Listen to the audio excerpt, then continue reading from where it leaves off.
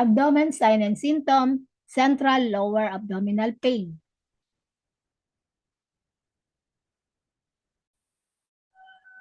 Central lower abdominal pain.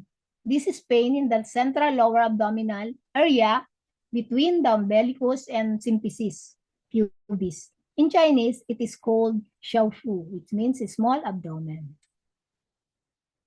This area is influenced by the channels of the kidneys and bladder, small intestine, and directing vessel. The symptom and sign discussed here are only the non-gynecological ones. Pain in the central lower abdominal area may, of course, also be due to various pathologies affecting the uterus and the directing vessel. The central lower abdominal area is influenced by many different channels: kidney, liver, bladder, small intestine, directing vessel, penetrating vessel, and the uterus itself.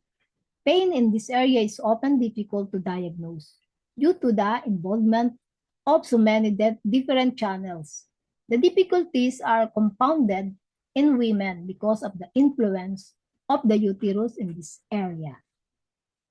The most common pattern causing problem in this area are stagnation of qi, pronounced feeling of distension or distending pain, stasis of blood, fixed severe in stabbing pain, dampness, feeling of heaviness.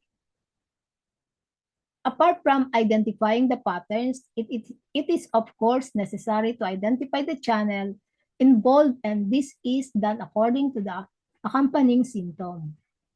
In the case of the bladder, there will be some urinary symptoms. In case of the uterus, there will be some menstrual irregularities.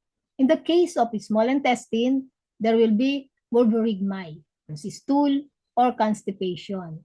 And in the case of liver, will be a pronounced distension and a clear correlation of abdominal problem with the emotional state. Central lower abdominal pain. Bladder, damp heat, pain with frequent and difficult urination. Our summary: blood stasis or damp heat in the uterus, pain during the period.